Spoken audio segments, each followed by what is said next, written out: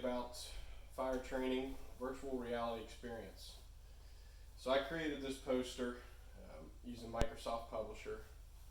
So when it's printed out, it'll come out on poster dimensions, close to 3.5 foot tall by 6.75 foot in length. Unfortunately, Publisher does not have a viewer mode like PowerPoint does, but I found the best way to display this large poster is by saving it in a PDF format. While I'm presenting, it may be useful for you to use Control Scroll up so you may zoom into the areas I'm focusing on. I'm going to point out to a few pictures here and there, like some of the graphics seen or may seem blurry, but I assure you when zoomed in or printed on poster board, they are informational and go to help out with the poster delivery experience. Alright, so a little bit of background to start. Earlier this year, I participated in operations level fire training and hazmat training at the local refinery I'm doing an internship for. Operations level meant that our main responsibility was to immediately notify emergency response team.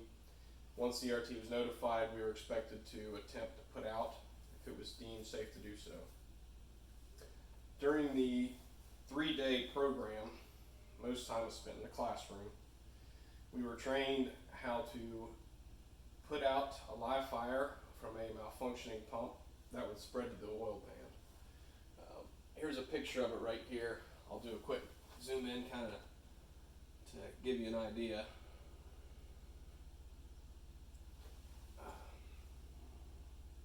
That's the pump right here, probably completely in the way, and then the oil pan on fire. So that was pretty fun. Let's get this back to normal. Okay. So this was meant to give us an actual representation of how to adapt in a real life situation. We suited up in full bunker gear, fire helmets, SCBAs to make it even more lifelike. And I believe the training was very adequate and I left confident to put out a small fire. So each year, employers are expected to participate in the live fire extinguisher training. I assume this is something common at most high-risk facilities, such as oil refineries. So we're going to go into this poster here and discuss maybe some alternatives with virtual reality. So now that we have an idea where my best practice project is coming from, I'd like to dive into this poster I've created on something I believe could change the way companies perform training activities such as fire training. We all know training is one of the most important aspects in keeping a safe work environment. In an ever-changing and competitive business world, it's not only important to stay on top of safety, but to also learn how to do it efficiently. Fire training is paramount education in many workplaces and can prove to be expensive. Some places choose in-person live fires, others use computer training. Whatever method your workplace chooses, using virtual reality as a primary or supplementary method of training can be quite advantageous. So we're going to take a look at some of the sections beneath here, starting with my best practice. And I'm not sure about you guys, but I've tried out some virtual reality games, and I gotta say, I've been pretty blown away. I've played video games throughout my life and found it to be something I really enjoy. After playing a virtual reality game like Farpoint, I was absolutely blown away. The game comes with a realistic feeling gun controller that can be compared to the picture that I have here in the middle. Here's what the gun looks like. And we're kind of going to relate this to the fire extinguisher. And this is like how far they've came along with making the situation as realistic as possible. So it was a real point and shoot type simulation. I know it sounds kind of cheesy, but it actually feels like you're on another planet shooting up aliens. Okay, now that I've nerded out for a second, we'll circle back. After I participated in fire training, I got to thinking, maybe there is a way to take a fun experience I had playing video games and apply it to a workplace setting. No training method works perfectly for all companies.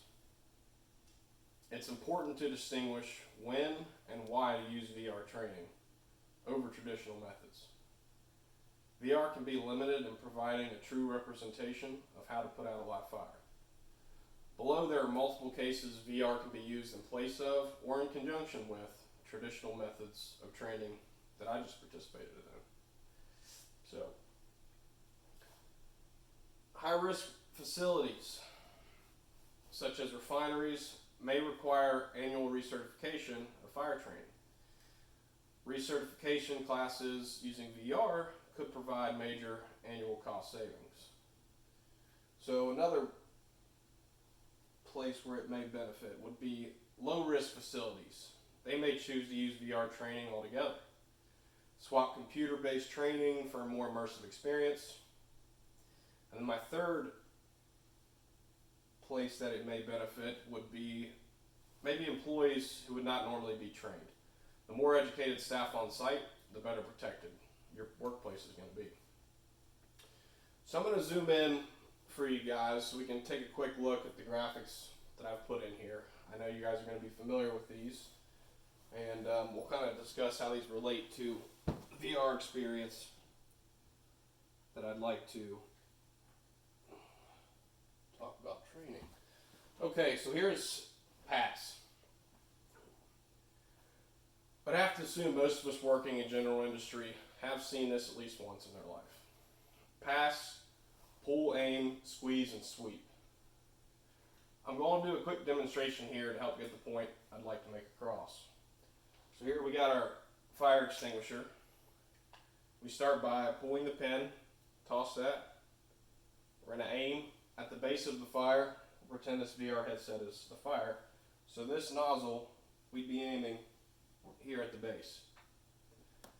So we squeeze the trigger up here.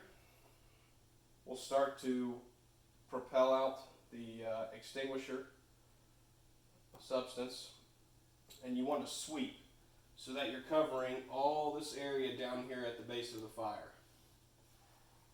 Start from the bottom and move to the top.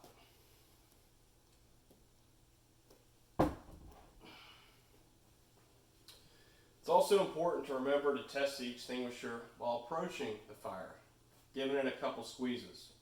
You want to stay in an athletic position, low, and with the wind at your back. And then back away, keeping focused on the fire for rekindling. Now we're looking at 4 major steps to operate a fire extinguisher, and another 3 to safely put it out. Looking at this graphic, I can already start to imagine how I'd like to incorporate a simple but extremely important training procedure for PASS into a VR simulation. Let's see what we got here. So, zoom out real quick. Get us back.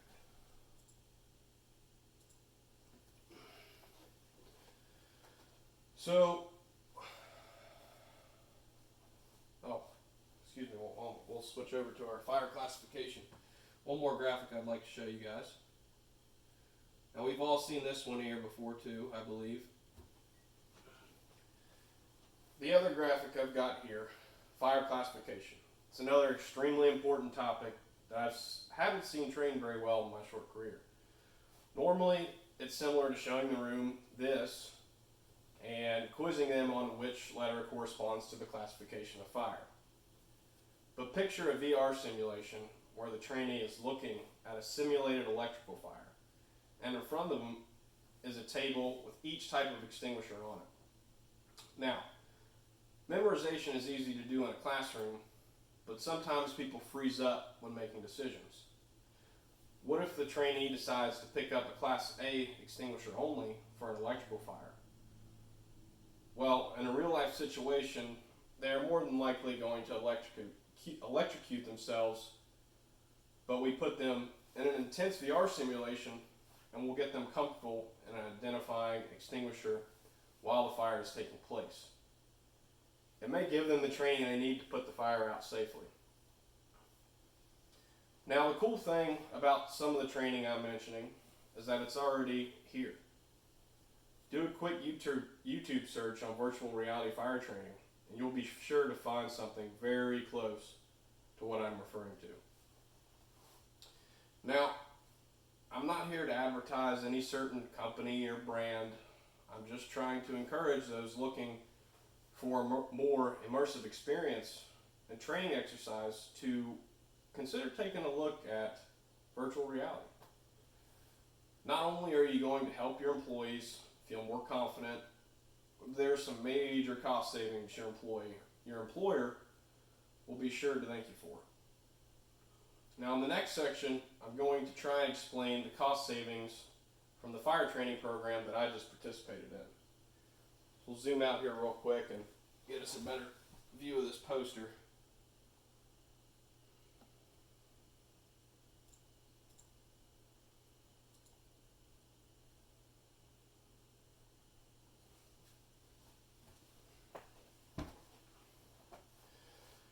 So, I mentioned earlier about the training program I participated in earlier this year. I spoke with one of our instructors and got a fairly good example of average prices for materials, time, and other variables to get a cost example. So we've got our traditional fire training and then our VR simulated training that we're going to discuss here. Traditional fire training that I participated in an operations level fire training program this year with 12 other operations trainees that lasted 8 hours. Most of the time was spent in the classroom, and the last 2 hours consisted of the hands-on training. The manpower cost associated with those final 2 hours included 4 trained instructors, materials involved including individual fire extinguishers filled with purple K and propellant, which was nitrogen or argon. I think nitrogen was what we used. I don't know if argon is. The filled SCBAs and fuel for the fire. Trainees observed the 2 hours and then spent under 10 minutes putting out their fire. With the firefighters on site, cost of materials, and the time spent for trainees, I'd say, what do we get to? This program cost just under $1,650. So now we're going to take a look at the VR simulated training. So a typical VR platform involves the trainee to place on the VR equipment. So this is something that you might expect to put on. You put it over your head, headset, videos on there. And they can begin the program if they already are familiar with how to operate the system. The programs themselves last under 10 minutes, and they can be easily repeated without additional cost. Upfront costs include price of the VR system and the cost of the program. A high quality VR system can be purchased for $1,600, and that's a really nice system.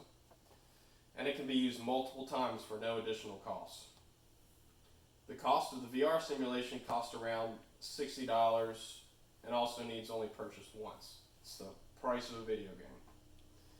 So, we look here at an almost identical cost, with the only change in class structure to replace the hands-on demonstration for a VR simulation.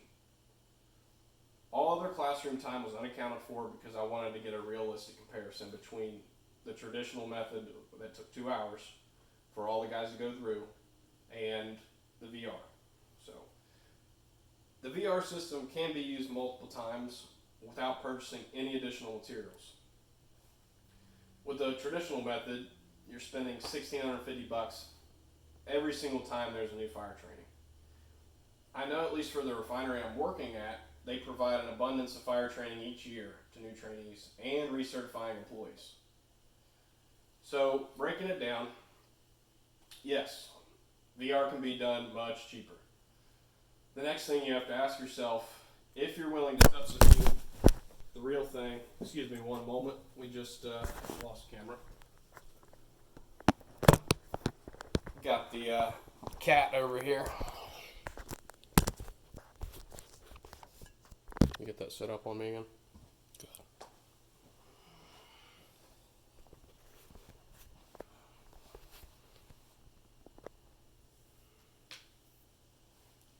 So where were we? Yeah, breaking it down, VR can be done cheaper.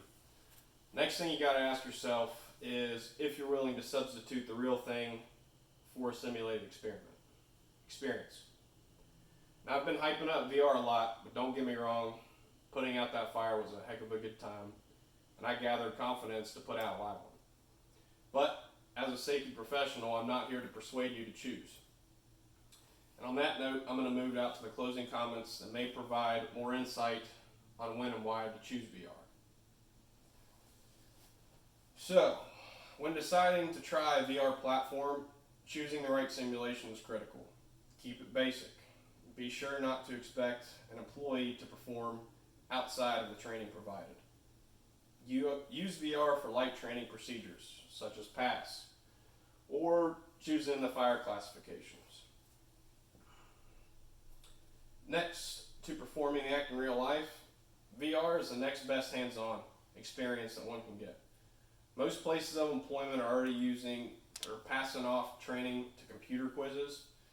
VR takes the potential of a computer and pushes it a step further, giving the employee an engaging experience they'll be sure to remember when it matters most. Thanks a lot for listening to my poster presentation. I hope you gathered some information about VR and may consider giving it a try in your workplace. Thank you.